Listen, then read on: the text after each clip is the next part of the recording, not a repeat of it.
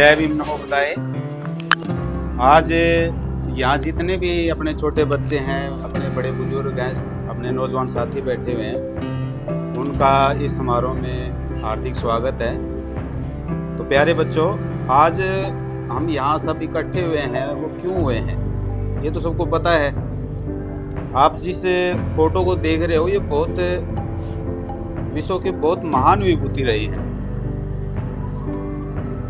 विश्व ज्ञान दिवस के रूप में इनका जन्मदिन को मनाया जाता है। आज के दिन इनका जन्म हुआ था। महू एक मध्य प्रदेश में एक जगह है, वहाँ इनका जन्म हुआ था और बहुत ही एक गरीब घर में इनका जन्म हुआ था। इनके पिताजी है वो आर्मी में, सेना में थे, सूबेदार होते थे इनके पिताजी। लेकिन इनको पढ़ाई में बड़ी कठिनाई आई, ये बहुत पढ़ना चाहते थे। इनकी बचपन से इनके अंदर है ना लगन थी पढ़ने की और पढ़ना बहुत चाहते थे। और इनको बहुत सारी रुकावटों का भी बहुत सामना करना पड़ा, क्योंकि उस समय जो परिस्थितियां थी वो ऐसी विकट परिस्थितियां थी कि जो गरीब लोगों को पढ़ने की इजाज़त नहीं होती थी, उस समय पढ़ नहीं पाते थे। लेकिन इनके अंदर तमन्ना बहुत थी पढ़ने की। लाइट की व्यवस्था नहीं होती थी तो मोमबत्ती के लाइट में भी अपने घर में पढ़ते थे। इनके घर में लाइट नहीं होती थी तो पड़ोस में जिसके घर में खिड़की में से लाइट का चानना दिखा करता ना, तो वहाँ पे किताब लेके अपनी पहुंच जाया करते पढ़ने के लिए। तो इस तरह से इनके अंदर पढ़ने की लगन थी और इसी लगन के कारण इन्होंने 32 डिग्रियां हासिल की थी और इनको 9 भाषाओं का ज्ञान था। हम आज भी अगर हम देखें तो हम 1 या 2 या 3 भाषाएं बोल पाते हैं, समझ पाते हैं उनको, इससे ज़्यादा नहीं। लेकिन इतने पुराने समय में भी इन्होंने जो इतनी भाषाओं का ज्ञान प्राप्त करा और इतनी डिग्रियां हासिल करी, उस समय इनके जितना पढ़ा हुआ व्यक्ति नहीं था, बल्कि आज भी नहीं इतना पढ़ा लिखा व्यक्ति। अमेरिका में एक विश्वविद्यालय है, वहाँ पर इनकी प्रतिमा लगी हुई है और इनको उनकी प्रतिमा का नाम लिखा है सिंबल ऑफ नॉलेज, यानी ज्ञान का प्रतीक। और हमारे भारत में ये जिस घर में पैदा हुए थे, इनके भाई बहन तो जो थे, बताते कि 13-14 इनके भाई बहन थे और उनमें ये सबसे होशियार होते थे पढ़ने में। और इतनी पढ़ाई हासिल करने के बाद जब ये हमारे इलेक्शन हुए थे प्रथम बार जब हमारे देश में, तो ये कानून मंत्री भी बने थे। और हमारे देश का जो संविधान बनाने की जो एक समिति गठित की गई थी, ये उसमें एक प्रारूप कमेटी होती है, ड्राफ्टिंग कमेटी जिसको बोलते हैं, उसके अध्यक्ष थे।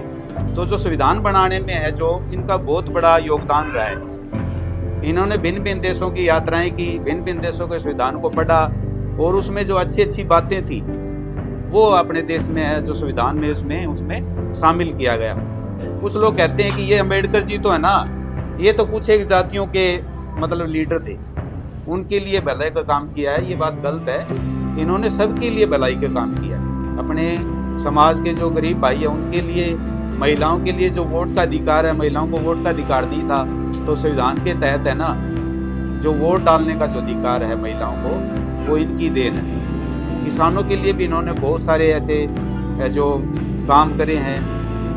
RBI जो हमारे जो बैंकों का जो प्रधान एक वो संस्था होती है, RBI reserve bank of India, वो उसकी स्थापना है, वो इनकी देन है। और जो गरीब जो जातियां थी, जो SC और BC में जो कैटेगरी है, उनके लिए कुछ रिजर्वेशन की व्यवस्था की गई थी, ताकि वो रिजर्वेशन इसलिए की गई थी ताकि वो जो गरीब भाई हैं जो वो भी अपने वो और जो बड़े भाइयों के बराबर आ सके, इसलिए रिजर्वेशन रखी गई थी। क्योंकि समाज में सभी बराबर नहीं थे, गरीबी अमीरी का बहुत फर्क था, जाति प्रथा भी बहुत उस समय भी बहुत विकराल रूप लिए हुए थी। तो उन अपने गरीब भाई बहनों को ऊंचा उठाने के लिए जो एक रिजर्वेशन की व्यवस्था की गई थी, और उसी की देन है कि आज हमारे SC और BC कैटेगरी में जो पढ़ लिख करके आज उच्च पदों पर बैठे हैं, वो सब इनकी देन है। हम इनका ऋणी हैं। आज हम जिस जगह पे हैं, खड़े हैं, वो सब इनकी बदौलत है, इनकी वजह से हैं। आज जो शिक्षा में जो इतना सुधार है, जो कॉलेज हैं, जो पहले जो अमीर आदमी पढ़ पाते थे, गरीबों के लिए तो स्कूल कॉलेज में पढ़ना बहुत दूर की बातें होती थी। तो ऐसे स्कूलों के लिए, कॉलेजों के लिए भी फ्री एजुकेशन की जो व्यवस्था संविधान के तहत की गई थी, वो सब इनकी देन है।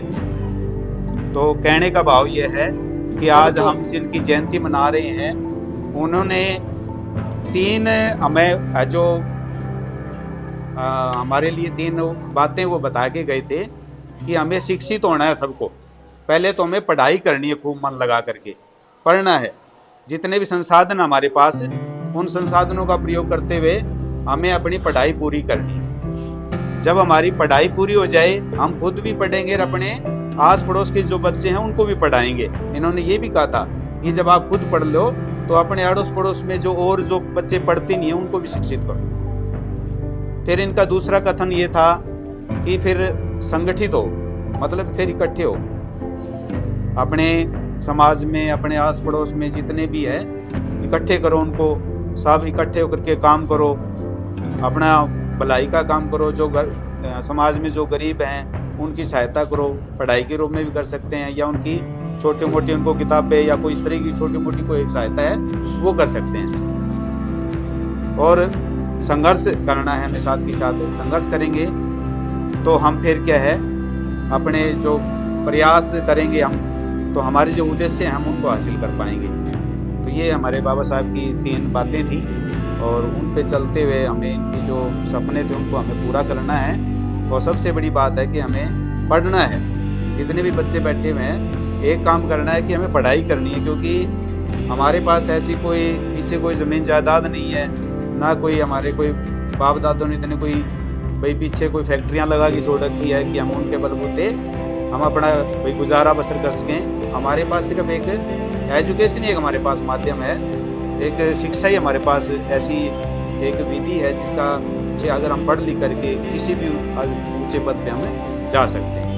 तो मैं इन्हीं कथनों के साथ कि हम जो बाबा साहब के हमारे जो और बाबा साहब के जो उद्देश्य हैं उनको पूरा करने में अपना योगदान देंगे। जय भीम, नमो बुद्धाय। बोलो बच्चों, जय भीम।